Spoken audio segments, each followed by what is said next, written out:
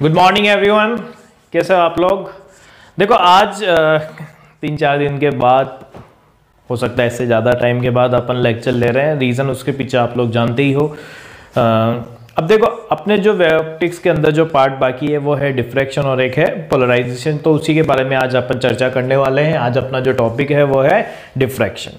ठीक है, तो चलो अपन अपना टॉपिक स्टार्ट करते हैं। डिफ्रैक्शन एक्चुअल में है क्या, किस तरीके से देखा जाता है, किस तरीके से हमें सारी चीज़ें पढ़नी होगी डिफ्रैक्शन के अंदर।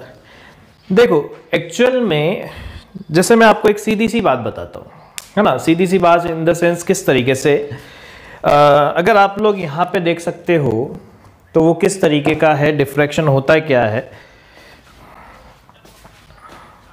देखो अपन एक्सपेरिमेंट के थ्रू देखते हैं इसको। हालांकि आप लोग यहाँ पे अब ध्यान से समझना बच्चों, आप लोग को एक इमेज यहाँ पे दिख रही होगी, दिख रही है। अब मैं जो चीज बताना चाह रहा हूं वो क्या है, जब भी ओपेक ऑब्जेक्ट का मतलब क्या होता है, जैसे एक लाइन ऑब्जेक्ट हमने ले लिया है जिसके थ्रू आप कोई भी लाइट को पास नहीं करा सकते हो, जिसके थ्रू कोई भी लाइट को पास नहीं करा सकते। जैसे मैं इस लाइट को अगर इसके थ्रू देखूंगा तो यहाँ पे कोई भी लाइट इसके अंदर से होके नहीं जाएगी, जिसे क्या बोला जाता है, ओपेक ऑब्जेक्ट बोला जाता है। ठीक है, तो ये एक्सपेरिमेंट डिफ्रैक्शन का था क्या एक्चुअल में, जब कभी भी जैसे मान लो कि ये कोई एक लाइट है, लाइट सोर्स हो गया हमारे, ठीक है। जब हमने किसी लाइट सोर्स को किसी ओपेक ऑब्जेक्ट से पास कराया, किससे पास कराया, ओपेक ऑब्जेक्ट से, है ना। तो ओपेक ऑब्जेक्ट मैंने बता दिया ना, जिसके थ्रू लाइट कहीं भी पास नहीं हो सकती, तो उसके थ्रू जब हमने पास कराया, स्क्रीन को काफी डिस्टेंस पे रखा हुआ है, जैसे आप यहाँ देख रहे हो इनके बीच में। तो आप यहाँ पे एक चीज नोटिस करोगे, देखो यहाँ पे तो इसलिए इतना शार्प नहीं दिख पा रहा है क्योंकि सारा जो एरिया है वो किस तरीके का है, ब्राइट एरिया है। पर अगर मैं थोड़ा पास से आपको दिखाने की करूं तो आप लोग एक चीज देख रहे होंगे कि यहाँ पे इसकी शेडो बन रही है, जो आप लोग बोर्ड पे इसकी देख पा रहे हो। ठीक है, ये शेडो हमें बोर्ड पे दिख रही है। ठीक, जब हम इसी को पूरे डार्क के अंदर ऑब्जर्व करते हैं, जो मैं वहां आऊंगा तो आप लोगों को बताऊंगा भी सही कि किस तरीके से डिफ्रैक्शन पैटर्न हमारे को देखने को मिलता है।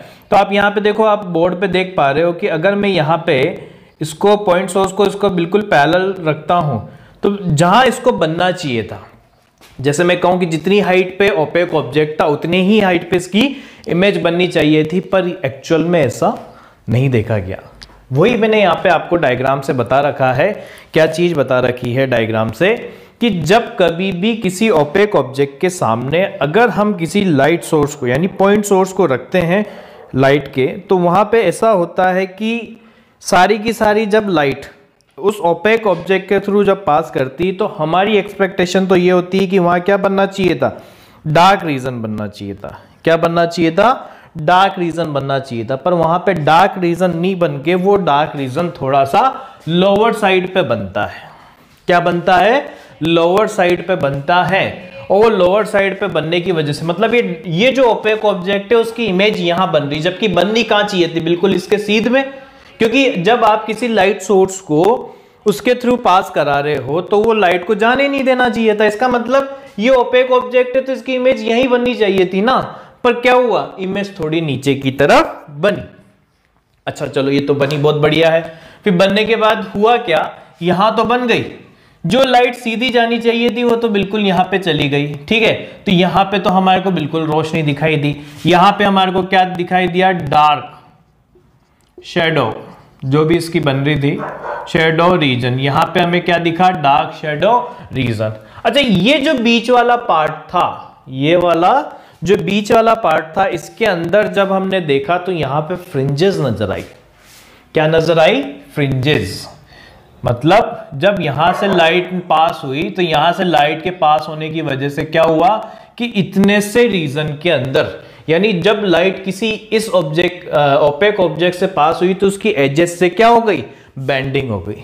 और वो बेंडिंग होने की वजह से यहाँ क्या देखा गया कि अल्टरनेट ऑर्डर में डार्क और ब्राइट फ्रिंजेस हमें दिखाई दी, है ना।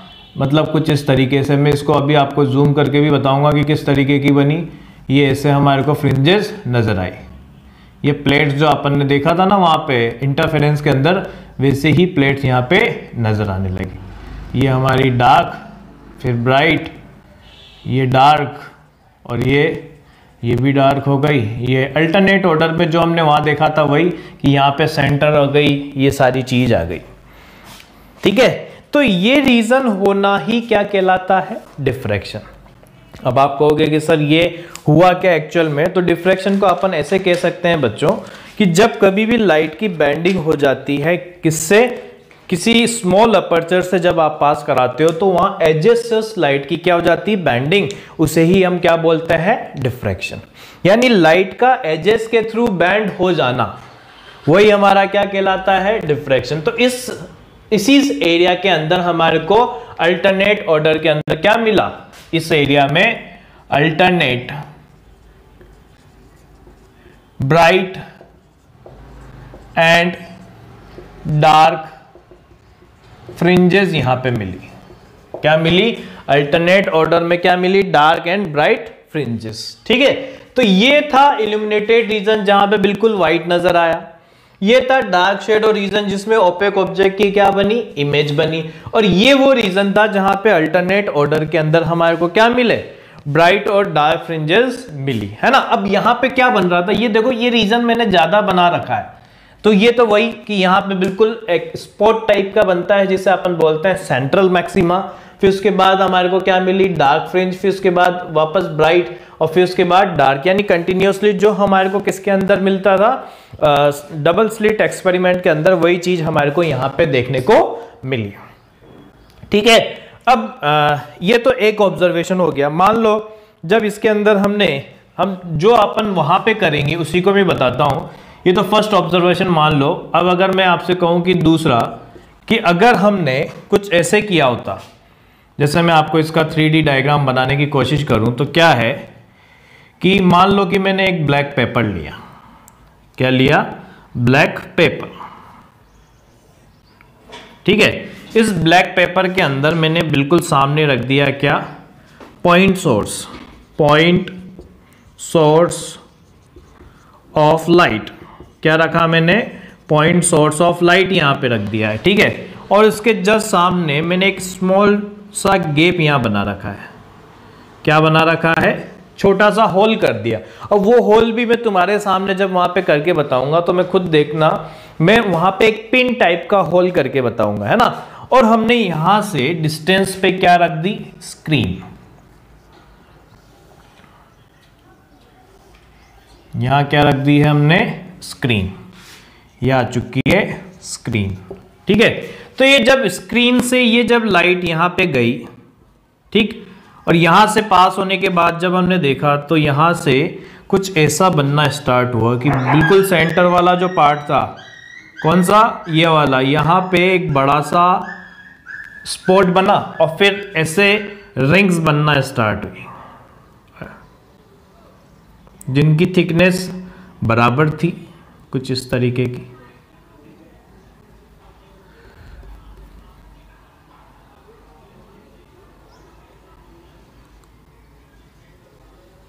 जिसे न्यूटन्स रिंग बोला जाता है।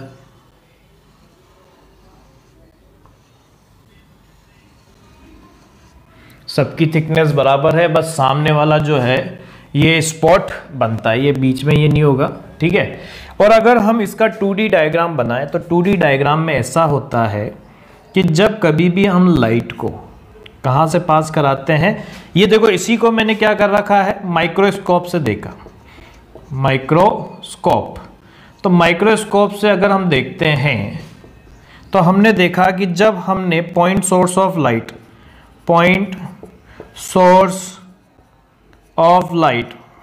क्या ले रहे हैं हम यहाँ पे? पॉइंट सोर्स ऑफ लाइट, और हमने यहाँ पे रख दी है क्या? स्क्रीन।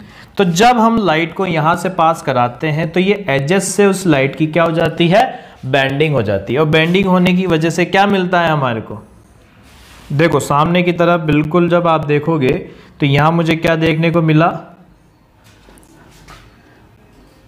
एक सेंट्रल ब्राइट फ्रिंज मुझे देखने को मिली। ठीक है, और ऐसे ही फिर अल्टरनेट ऑर्डर में मुझे सारी चीज़ें जो ब्राइटनेस है वो देखने को मिल रही है। ब्राइट डार्क एक जैसी विड्थ की, और धीरे धीरे इनकी इंटेंसिटी कम होती जाती है। मतलब ये वाली हमारी क्या हो चुकी है? Dark fringe. जो मैं आपके सामने यहाँ बना रहा हूँ। ये इधर भी हमारी क्या हो चुकी है, डार्क फ्रिंज हो गई।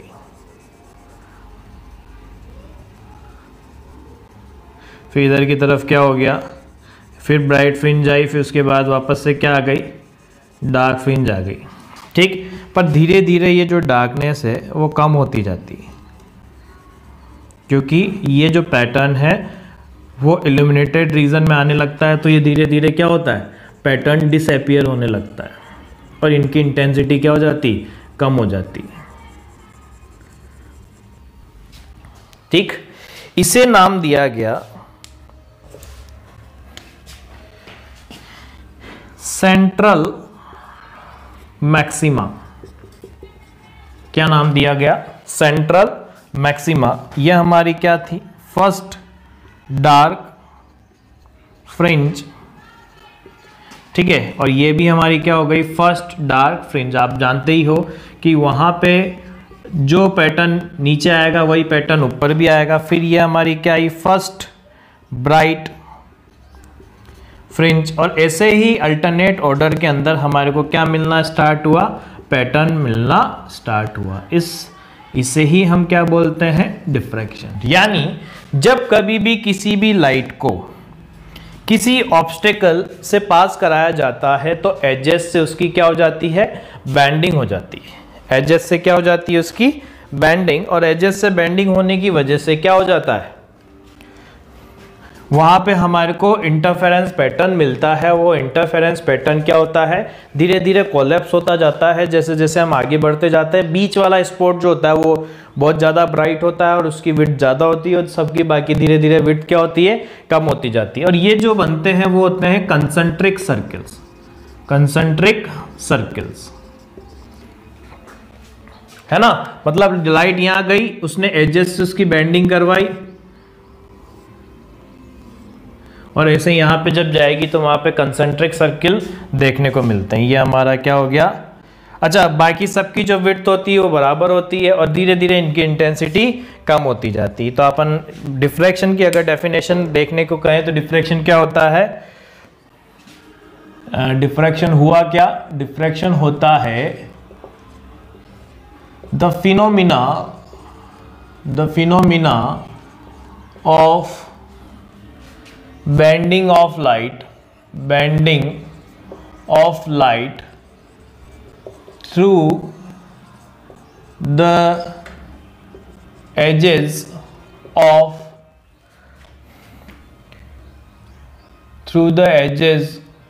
of obstacle and interference of light occur on screen is called as diffraction. ये जो फिनोमिना होता है ना, उसे क्या बोला जाता है, डिफ्रैक्शन बोला जाता है। बात समझ में आई कि जब कभी भी आप किसी, देखो मैंने पहला ऑब्जर्वेशन बताया कि पहला ऑब्जर्वेशन क्या था, फिर दूसरा ऑब्जर्वेशन मैंने आपको क्या बताया कि एक्चुअल में ये था।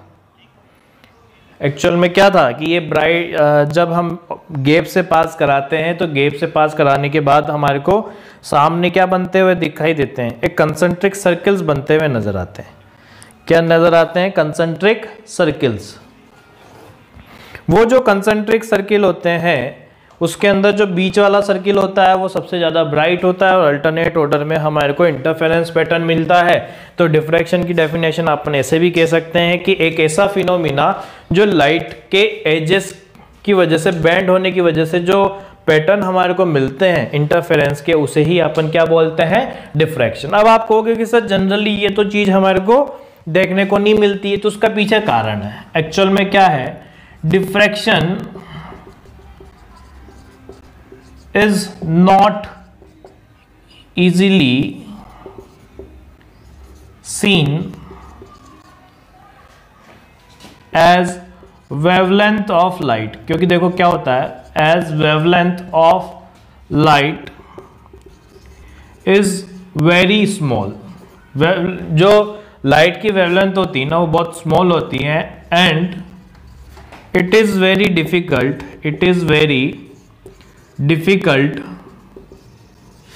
to create an obstacle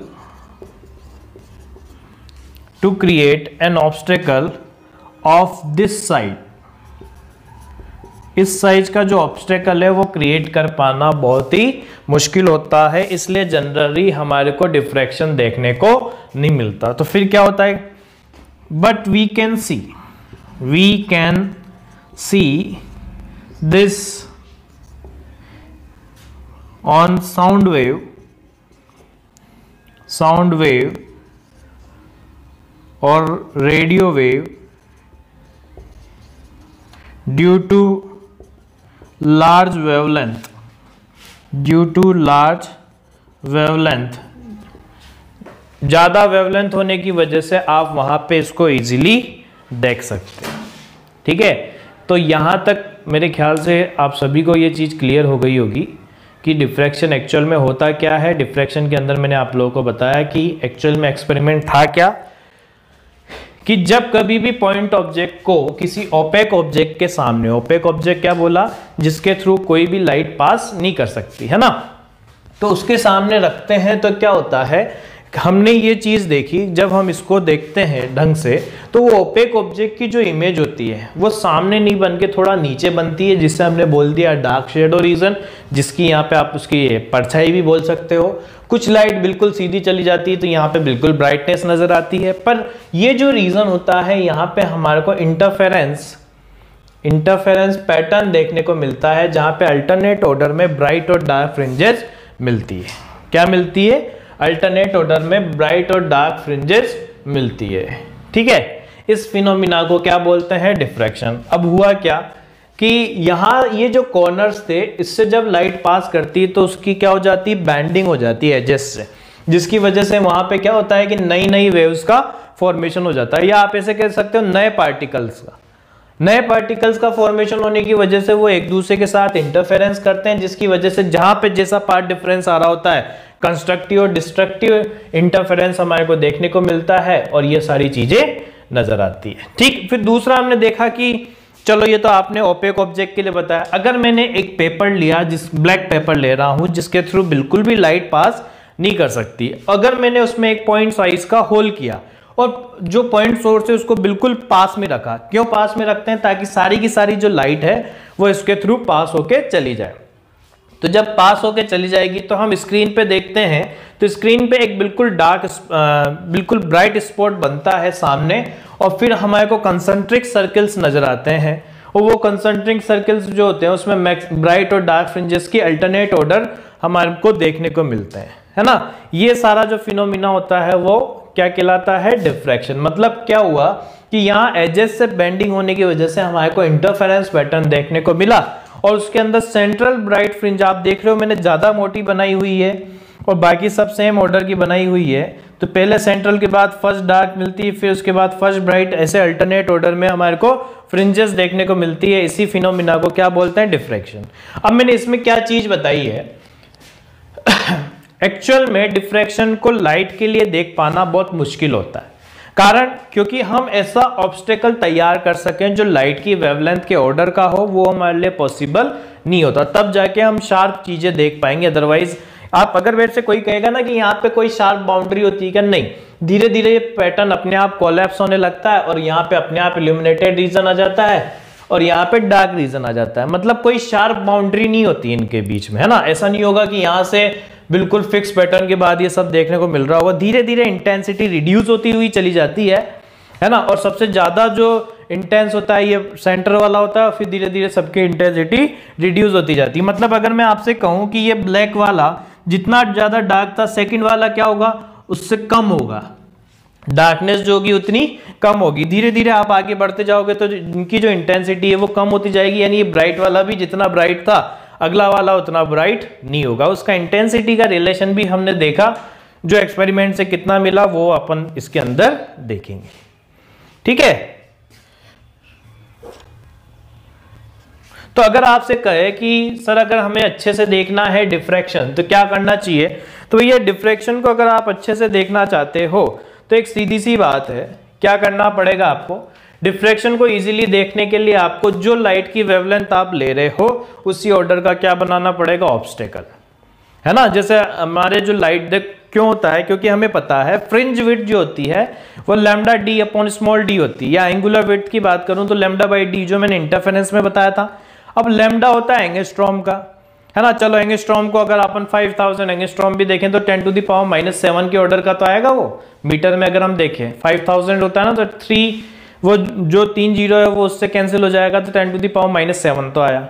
अच्छा, डी की जो वैल्यू होती है वो मिलीमीटर में आप कर दोगे, पर अगर आप उसने माइक्रोमीटर में कर पाओगे तो वही रिलेशन आपको बहुत अच्छे से देखने को मिलेगा और सारे डिफ्रैक्शन पैटर्न जो होंगे वो बहुत अच्छे से वहां पे आपको नजर आ रहे होंगे। ठीक है, चलो आगे बढ़ते हैं, डिफ्रैक्शन के अंदर और आगे चर्चा करते हैं क्या क्या बातें हैं जो हमें इसके अंदर देखनी है। इसके अंदर कुछ चीजें उल्टी है, उल्टी इन द सेंस आप ऐसे कह सकते हो इंटरफेरेंस से जस्ट उल्टा। जहां पे वहां ब्राइट फ्रिंजेस नजर आती थी, यहां पे क्या आ जाएगी, डार्क फ्रिंजेस। पार्ट डिफरेंस का जो रिलेशन आता था इंटरफेरेंस का, कंस्ट्रक्टिव इंटरफेरेंस और डिस्ट्रक्टिव इंटरफेरेंस का, वो क्या है। अब देखो डिफ्रैक्शन को और अच्छे से बनाने का जो तरीका है वो बताने वाला था फ्रॉनहोफर। ठीक है, फ्रॉनहोफर ने क्या चीज बताई थी, उसने कहा था कि भैया देखो एक्चुअल में क्या है कि आप चाहते हो कि लाइट, जैसे एक चीज मैंने जो बताई थी वो क्या, diffraction can be seen perfectly if the size of obstacle is in the order of wavelength of light. Light की जो वेवलेंथ है अगर उसके ऑर्डर का आपके ऑब्स्टेकल है तो वहां पे बहुत अच्छे से आप क्या देख सकते हो, डिफ्रैक्शन को देख सकते हो। अब बात करते हैं कि डिफ्रैक्शन को और अच्छे से देखने का तरीका क्या है। तो उसने ये बताया था, उसने ये कहा था कि यार देखो पॉइंट सोर्स आप लेते हो, क्या लेते हो, पॉइंट सोर्स, है ना। तो पॉइंट सोर्स में लाइट, अब देखो होता क्या है जनरली, अगर मैं आपसे कहूं तो फ्रेंजल और फ्रॉनहोफर ये सब क्या थे, उसने ये चीज बोला था कि भैया हमारे लिए क्या थी, मैंने आपको क्या चीज बोली कि यहाँ और यहाँ, ये मैंने बहुत ज्यादा गैप बता रखा है समझाने के लिए, बाकी इतना गैप नहीं होता है, ये मिलीमीटर या उससे भी कम के ऑर्डर का होता है ना। और ये डिस्टेंस जो होती है वो ज्यादा होती है, ये स्क्रीन हो गई और ये हमारा क्या हो गया, ऑब्स्टेकल। ठीक है, तो ये है हमारा पॉइंट सोर्स। क्या है, पॉइंट सोर्स। तो क्या चीज थी, हमें पता है कि अगर हम चाहते हैं कि सारी लाइट इसके थ्रू पास हो, सारी की सारी लाइट इसके थ्रू पास हो, तो हमें एक चीज देखनी पड़ेगी कि जो सोर्स है वो कहाँ रखा होना चाहिए, बिल्कुल ऑब्स्टेकल के पास, ताकि ज्यादा से ज्यादा लाइट गैप के थ्रू पास हो सके। ठीक है, उसी का इलाज हमारे को किसने बताया था, फ्रॉनहोफर ने। उसने क्या करा, उसने ये कहा कि भैया ऐसा है कि आपको ज़्यादा टेंशन लेने की ज़रूरत नहीं है। क्या टेंशन लेने की ज़रूरत नहीं है, उसने कहा कि यार तुम्हारे को लाइट पास करानी है ना, तो बिल्कुल इसके पास में, किसके पास में, यहाँ पे एक लेंस लगा दो उसी के साइज़ का।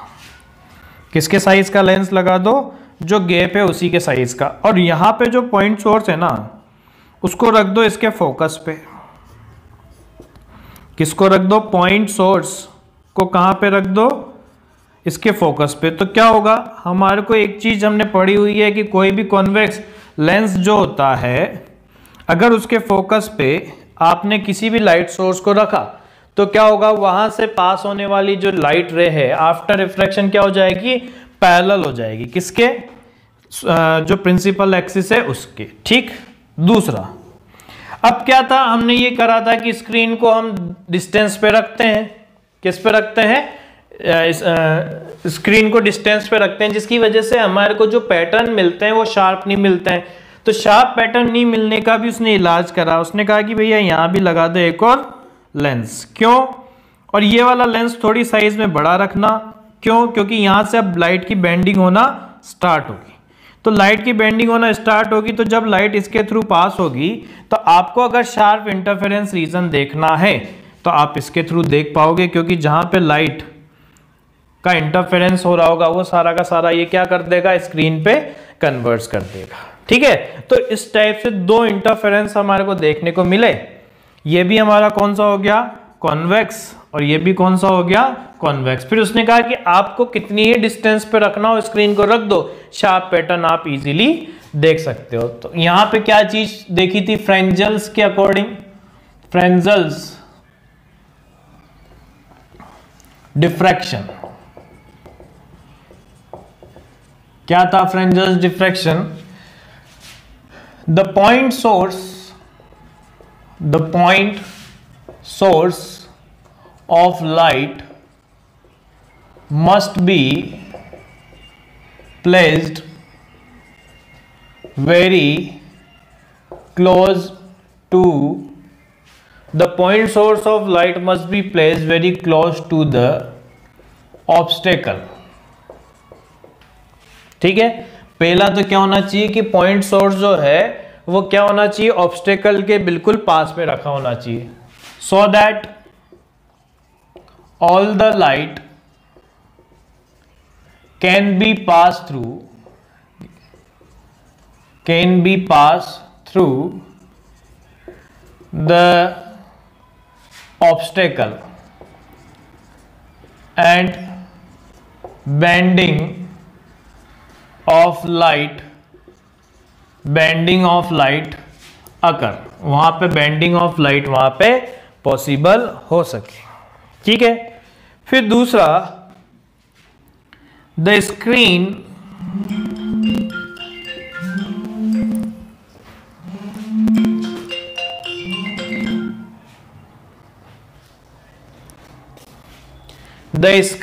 is placed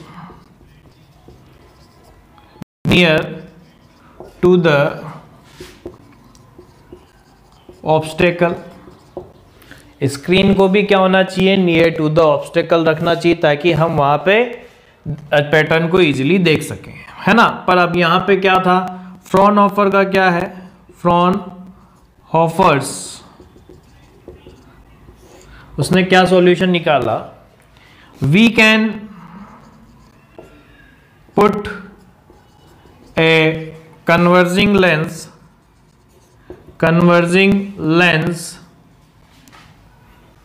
at converging lens of size of obstacle, and point source can be point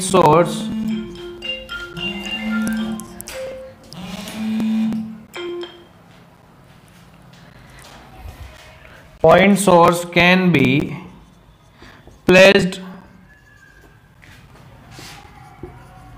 near, point source can be placed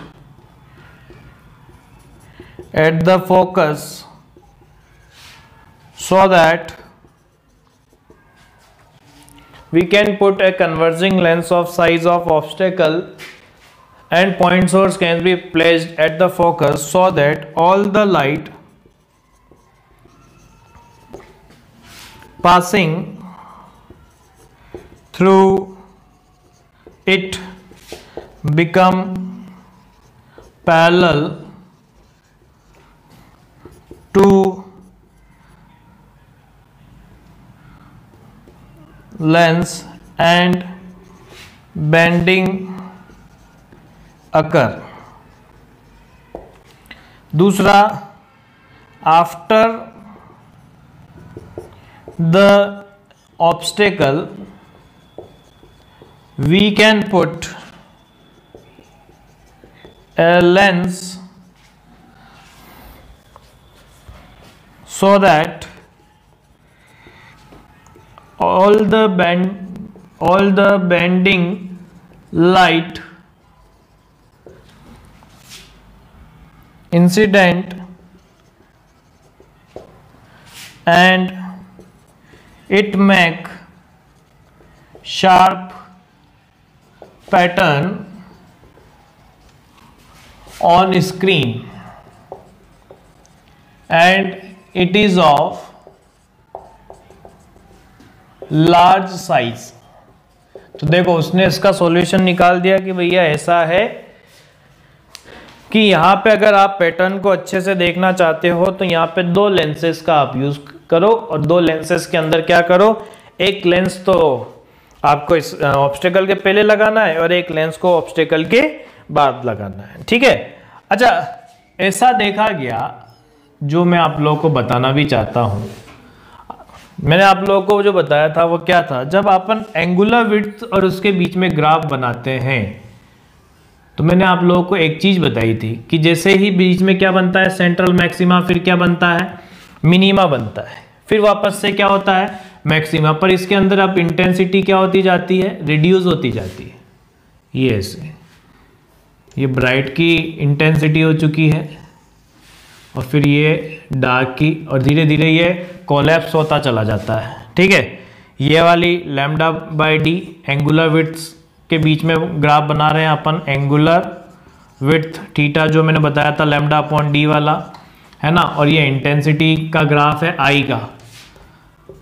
तो ये एक्सपेरिमेंटल रिजल्ट निकल के आता है। आप देख सकते हो कि यहाँ पे दोनों के बीच की जो विड्थ है वो कितनी दिख रही है, 2 लैम्डा बाय डी। यानी अपन ऐसे कह सकते हैं कि जो सेंट्रल मैक्सिमा होता है, सेंट्रल मैक्सिमा एंगुलर विड्थ जो होती है, एंगुलर विड्थ कितनी होती है भैया, 2 लैम्डा बाय स्मॉल टी। मतलब ये सबसे ज़्यादा थिकनेस का होता है। उसके बाद फिर क्या हो जाएगा, डार्क पैटर्न आएगा। अच्छा, यहाँ इंटेंसिटी आई नोट होती है तो यहाँ पे आई नोट बाय 21 होती है, फिर अगली आई नोट बाय 61 होती है। यानी रेशो जो आता है, रेशो ऑफ इंटेंसिटी, वो आता है हमारे पास पहला सेंटर का आई नोट, फिर आई नोट बाय 21, फिर आई नोट बाय 61, फिर आई नोट बाय 121। यानी धीरे धीरे ये कम होता चला जाता है। और अगर आप इंटेंसिटी को देखना चाहते हो तो आता है I note sine alpha upon alpha का होल स्क्वायर। ये इस ऑर्डर में कम होता हुआ चला जाता है। तो ये आप देख सकते हो यहाँ पे। फिर ये क्या हो गया हमारे, फर्स्ट डार्क, फिर ये हमारा क्या हो गया, फर्स्ट ब्राइट, फिर ये क्या हो गया, सेकंड डार्क, और फिर ये क्या हो गया, सेकंड ब्राइट। यहां पे भी ये क्या हो गया, फर्स्ट डार्क, फिर ये क्या हो गया, फर्स्ट ब्राइट, फिर ये क्या हो गया, सेकंड डार्क, और ये क्या हो गया, सेकंड ब्राइट। इस तरीके से धीरे धीरे ये ऑर्डर निकल के आता है। ठीक है।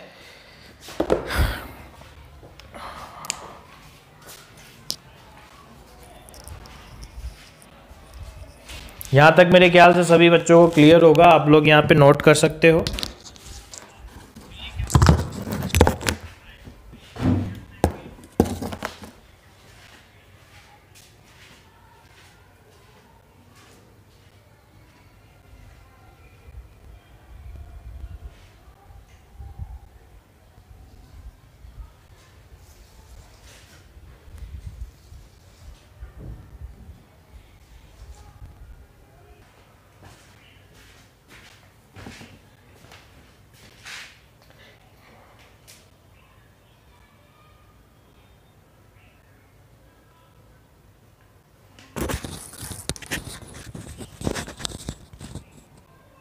ठीक है।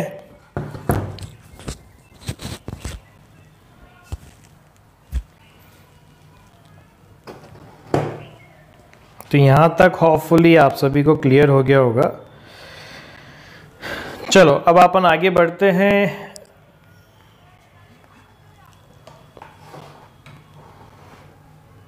आगे किस बात की तरफ जाते हैं, मैंने आप लोग को एक चीज़ बताई कि यहाँ पे कोई भी शार्प बाउंड्रीज नहीं होती है।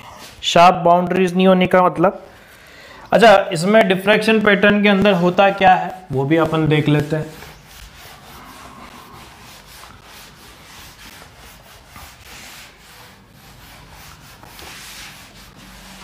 छोटे छोटे पार्टिकल्स जब आपस में एक दूसरे से टकराते हैं तो वो एक दूसरे से मिलके क्या कर देते हैं, डिफ्रैक्शन, एक दूसरे से मीट करके जितना पॉजिटिव पार्ट डिफरेंस है उतने को क्या कर देते हैं, दूसरे के साथ कैंसिल कर देते हैं। जैसे मैं आपको एक चीज़ बताता हूँ, क्या चीज़ है।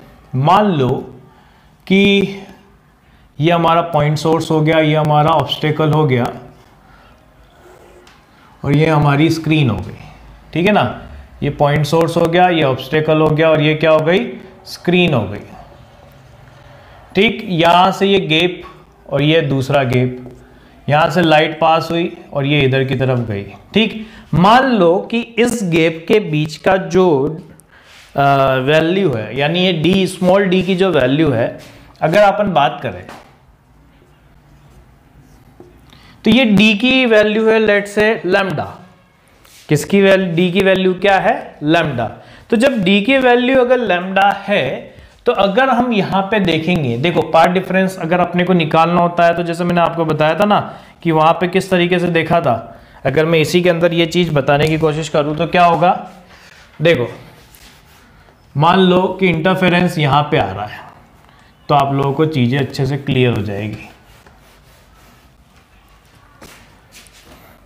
क्या कि यहां पे ये हमारे एजेस से लाइट बैंड होगी, ठीक, यहां पे और यहां पे, ठीक है ना। मान लो यहां कहीं पे इंटरफेरेंस हो रहा है, ये जो मैंने आप लोगों को शायद वहां पे भी बताया था इंटरफेरेंस में पाथ डिफरेंस निकालने का तरीका। ये हमारा क्या हो गया, स्मॉल डी, ठीक है। तो ये पी पॉइंट पे हमारा इंटरफेरेंस आ रहा है और हमें पता है कि ये अगर ए और ये अगर मैं कहूं बी पी, तो हमें एक चीज पता है कि अगर मैं यहां से ये एंगल कहूं थीटा और अगर मैंने यहां से परपेंडिकुलर डाला तो यही तो हमारा क्या होता है, पाथ डिफरेंस होता है कि नहीं होता। ये परपेंडिकुलर डाला तो ये अगर मैं कहूं कि सी पॉइंट है तो हमें पता है पाथ डिफरेंस कितना आ जाएगा भाई, ये आ जाएगा बीपी माइनस एपी, जो हमें सीधा सीधा दिख रहा है। अच्छा बीपी को अपन क्या लिख सकते हैं, लिख सकते हैं हम यहाँ पे BC plus CP minus AP, और हमें पता है कि सीपी और एपी तो पहले से ही क्या होंगे, बराबर, जो मैंने आप लोगों को इंटरफेरेंस में क्लियर कर दिया था। तो ये क्या आया, बीसी। ये हमारे डेल्टा एक्स की वैल्यू आई कि नहीं आई। अब डेल्टा एक्स अगर आप यहाँ पे देखो तो ये एंगल अपने वहां पे थीटा निकल के आया था, तो ये बीसी की वैल्यू क्या हो जाएगी, delta X is equal to BC which is equal to D sine theta, है ना। क्या निकल के आती है, डी साइन थीटा। अब अगर मैं यहां पे कहूं कि let path difference has value equal to lambda, क्या कह रहा हूं मैं कि लैम्डा अगर यहां पे पाथ डिफरेंस है, ये अपन एज्यूम करके चल रहे हैं, तो क्या होगा भाई, देखो जितने ऊपर वाले ये गैप के जितने ऊपर वाले जो पार्टिकल्स होंगे, मतलब बिल्कुल यहां से, जैसे मान लो कि लैम्डा की वैल्यू लेट से 100, क्या है लैम्डा की वैल्यू 100, तो क्या हो गए कि ये 50 बिल्कुल बीच में आ रहा होगा, है ना, ऊपर की तरफ और नीचे की तरफ दोनों पार्टिकल होंगे। अच्छा क्या होगा, ये यहां से जितने पार्टिकल हो रहे होंगे उनका जो पाथ है वो नीचे वाले से आपस में क्या हो जाएगा, कैंसिल हो जाएगा। क्या हो जाएगा, कैंसिल। या आप ऐसे कह सकते हो कि अगर यहां पे पार्ट डिफरेंस की वैल्यू लैम्डा है और अगर हम स्लिट को दो पार्ट में डिवाइड करें, किसमें, लैम्डा बाई टू के ऑर्डर के में, तो हमें पता है लैम्डा बाई टू ऊपर वाले में आएगा, लैम्डा बाई टू नीचे वाले के ऑर्डर में आएगा। तो ऊपर वाले जो पार्टिकल होंगे वो आपस में एक दूसरे को क्या कर देंगे, नीचे वाले पार्टिकल के साथ मिलकर क्या कर देंगे, डिस्ट्रक्टिव इंटरफेरेंस बना देंगे। और डिस्ट्रक्टिव इंटरफेरेंस बना देंगे तो इसका मतलब वहां पे क्या आया, डार्क, वहां पे क्या आया, डार्क फ्रिंज है। इसका मतलब डार्क फ्रिंज आने के लिए अगर आप, अब जैसे 2 लैम्डा होगा तो 2 लैम्डा होगा तो लैम्डा बाई 2 के मल्टीपल के क्या आएंगे, 4 आएंगे। तो 4 आएंगे तो देखो 1 2 2 ऊपर बनेंगे 2 नीचे बनेंगे, तो जितने ऊपर वाले होंगे वो नीचे वाले को क्या कर देंगे, कैंसिल कर देंगे। तो जब कभी भी इंटीग्रल मल्टीपल ऑफ लैम्डा होगा तो वहां पे क्या होता जाएगा, जितने ऊपर वाले पार्टिकल्स होंगे उतने नीचे वाले पार्टिकल्स एक दूसरे के इंटरफेरेंस को कैंसिल करते हुए क्या कर देंगे, डिस्ट्रक्टिव इंटरफेरेंस वहां पे ले आएंगे, जिसकी वजह से डार्क फ्रिंज अपीयर होगी, है ना। तो वहां पे डार्क के लिए क्या हो जाएगा, एन लैम्डा। अब हम बात करते हैं कि सर मान लो 3 लैम्डा बाई 2 होगा तो क्या करेंगे, तो भैया मान लेते हैं कि 3 लैम्डा बाई 2 है, तो 3 लैम्डा बाई 2 होगा तो यहां देखो लैम्डा बाई 2 और लैम्डा बाई 2 ऐसे ही होगा। अब ऊपर वाला लैम्डा बाई टू नीचे वाले लैम्डा बाई टू को तो कैंसिल कर देगा, पर वो जो बचा हुआ एक लैम्डा बाई टू उसको कोई कैंसिल करने वाला नहीं होगा। और जब उस नहीं होगा तो वो क्या करेगा, वहां पे उसके थ्रू तो लाइट को पास करवाएगा, क्योंकि लैम्डा बाई टू के ऑर्डर वाले ही एक दूसरे को कैंसिल करेंगे, तो वहां पे जो केवल लैम्डा बाई टू बचा हुआ है उसको कैंसिल करने वाला कोई नहीं है, तो वहां पे क्या अपीयर हो जाएगी, ब्राइट फ्रिंज अपीयर हो जाएगी। तो यहां पे इसलिए इंटरफेरेंस से जस्ट उल्टी चीज आती है, जो मैं आप लोगों को लिखवा देता हूं कि इसमें होता क्या है एक्चुअल में। तो क्या है,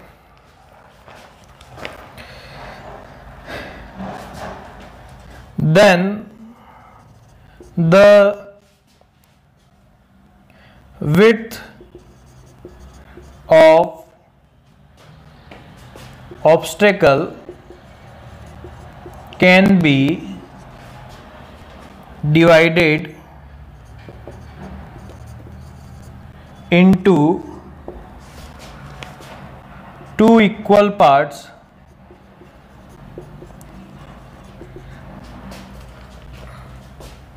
then the secondary wavelet from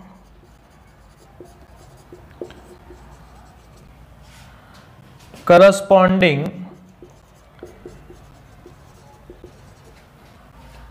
point in these two parts suffer a path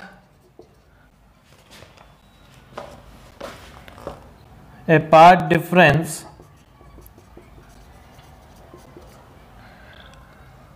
of lambda by 2 in reaching point P, and destructive interference will be obtained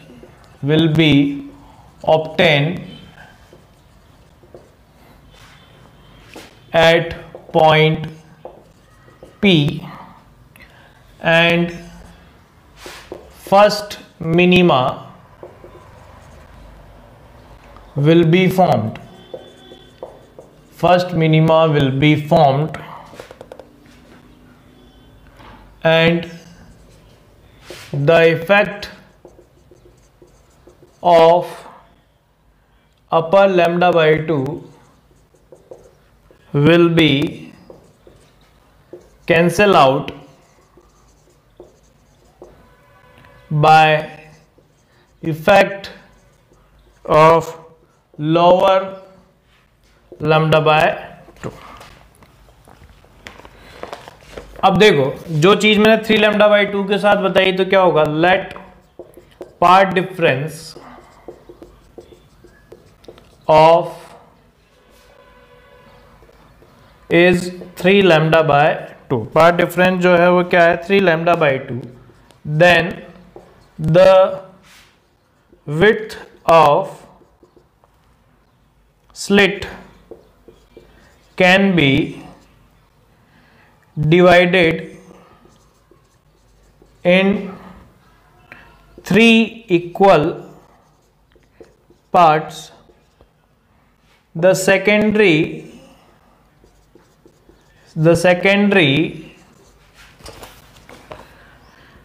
wavelet from corresponding wavelet in the region will suffer a part of a path difference of lambda, and constructive interference will be obtained at point P, the effect of upper lambda by 2 will be cancelled by lower lambda by 2, but 1 lambda by 2 will remain. ठीक है, तो अगर मैं यहां पे कहूं आपसे कि फॉर मैक्सिमा, है ना, डी साइन थीटा की वैल्यू क्या होनी चाहिए, lambda by 2, 3 lambda by 2 and so on, odd multiple of lambda by 2, ठीक है ना, अगर हम ब्राइट फ्रिंज लाना चाहते हैं। और फॉर मिनिमा की मैं बात करूं तो मिनिमा में क्या आ जाएगा कि D sine theta is equal to N lambda. तो ये जस्ट किससे उल्टा हो गया, इंटरफेरेंस, किससे उल्टा हो चुका है, इंटरफेरेंस से। तो ये चीज अपने को ध्यान में रखनी है ना। अब देखो मैंने आपको एक चीज बताई थी, IR रीजन, इल्यूमिनेटेड रीजन। तो उस इल्यूमिनेटेड रीजन के बाद मैंने आपसे कहा था कि वो जो फ्रिंज पैटर्न बनते हैं उससे जस्ट ऊपर जाते हो तो वो डिसअपियर हो जाता है ना। तो ये इसे बोला जाता है फ्रेंजल्स डिस्टेंस। क्या बोलते हैं, फ्रेंजल्स डिस्टेंस। फ्रेंजल डिस्टेंस क्या होती है, ये होती है the distance of screen, the distance of screen from obstacle at which the diffraction of light will disappear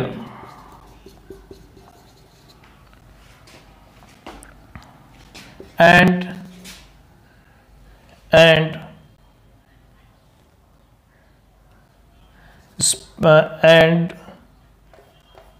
at which the spreading of light in diffraction